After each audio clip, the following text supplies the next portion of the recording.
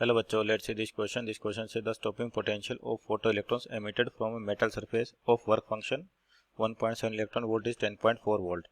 Identify the energy level corresponding to the transition in hydrogen atom which results in the emission of wavelength equal to that of incident radiation for the above photoelectric effect.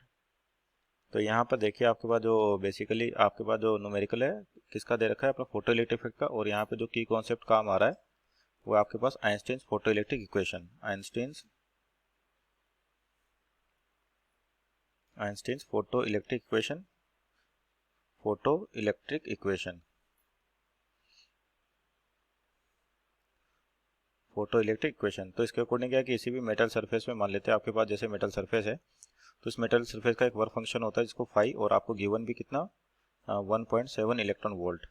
तो मान लीजिए यहाँ पे photon गिरते हैं इस तरीके से, उनकी एनर्जी आपके पास होगी HF, और अगर यहाँ से एनर्जी का कोई लॉस नहीं हो रहा, इलेक्ट्रॉन जो बाहर आ रहा है, तो इसकी वेलोसिटी यानी कि जो एनर्जी इंसिडेंट और फोटोन की, तो वर्क फंक्शन के बराबर एनर्जी खर्च होगी आपके पास, और बची हुई एनर्जी क्या होगी, इलेक्ट्रॉन के पास जाएगी, जो किस फॉर्म जो बची हुई एनर्जी इलेक्ट्रॉन के पास जाएगी जो किस फॉर्म में होगी, काइनेटिक एनर्जी की फॉर्म में होगी। और जो काइनेटिक एनर्जी होगी ये यहाँ पर मैक्सिमम होगी, क्योंकि आपके पास जो एनर्जी है फोटोन की केवल वर्क फंक्शन के अलावा कहीं पर खत्म नहीं हो रही। लेकिन रियलिटी में क्या होता है, आपके पास एनर्जी स्पेंड होती है, इसका मतलब मैक्सिमम काइनेटिक एनर्जी कभी फोटो इलेक्ट्रॉन आपको कभी नहीं मिलता, क्योंकि यहाँ पर बीच में हो सकता है कि आपके पास इलेक्ट्रॉन कोलिजन हो और उसकी वजह से भी एनर्जी लॉस होती है आपके पास। तो यहाँ पर पहले जो दे रखा है उसकी बात करते हैं। आपको स्टॉपिंग पोटेंशियल भी दे रखा है, और स्टॉपिंग पोटेंशियल क्या होता है, जिस पर फोटो करंट क्या होता है, जीरो होता है, और Vs लिखा गया, तो ये हो गया 10.4 वोल्ट। तो देखिए यहाँ पर जो आपकी इक्वेशन होती है Kmax इक्वल टू क्या होता है आपके पास HF frequency of photon minus work function, और Kmax किसके बराबर होता है आपके स्टॉपिंग पोटेंशियल इनटू एनर्जी, तो EVS इक्वल टू HF, और F से अपन क्या लिख सकते हैं, C बाई लेमडा। H हो गया आपका प्लांक कांस्टेंट, F फ्रीक्वेंसी होगी, 5 वर्क फंक्शन हो गया। तो यहाँ से मान लीजिए एनर्जी ऑफ फोटोन निकालने की HC by lambda find out करें, तो ये हो जाएगा EVS प्लस 5, और EVS कितना दे रखा है 10.4 इलेक्ट्रॉन वोल्ट हो जाएगा, और प्लस 5 यानी कि 1.7, तो ये आ गया आपके पास 12.1 इलेक्ट्रॉन वोल्ट, यानी कि जो फोटोन है उसकी एनर्जी हो गया आपके पास। तो यहाँ से इसकी वेवलेंथ निकाले लेमडा, तो लेमडा कितना हो जाएगा HC डिवाइड बाई 12.1, तो इसको इलेक्ट्रॉन वोल्ट में लिखा जाता है 12400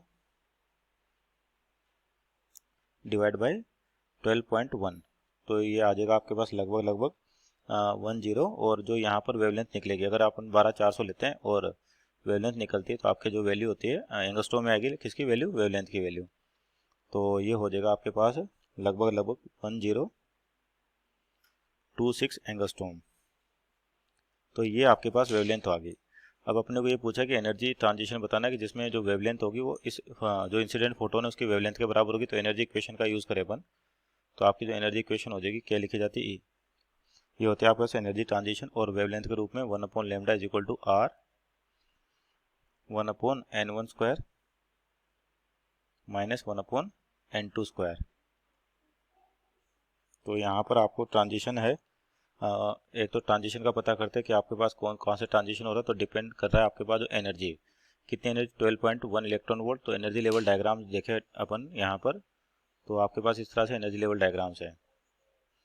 तो ये जो पहला एनर्जी लेवल है जिसको n इक्वल टू 1 कहते हैं, इसकी एनर्जी होती है -13.6 electron volt, Z square by n square भी आता है। तो अगर हाइड्रोजन एटम की बात करेंगे तो जेड क्या हो जाएगा 1, और एन तो आपके पास 1 है ही सही, ये हो गया n equal to 2, n equal to 3, इस तरीके से।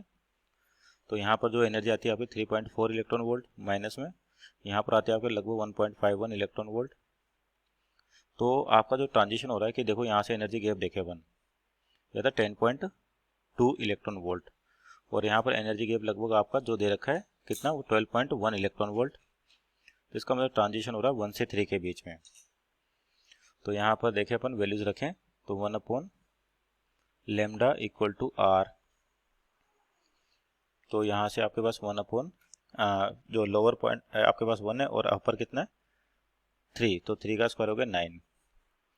तो यहाँ पर अपन वैल्यूज रखें तो आपके पास कितना हो जाए 8/9 R, और R कांस्टेंट, इसकी वैल्यू क्या आती है आपके पास 1.097 इंटू 10⁻⁷, और ये जो यूनिट आएगी यहाँ पे मीटर में आती है आपके पास वेवलेंथ की वैल्यू।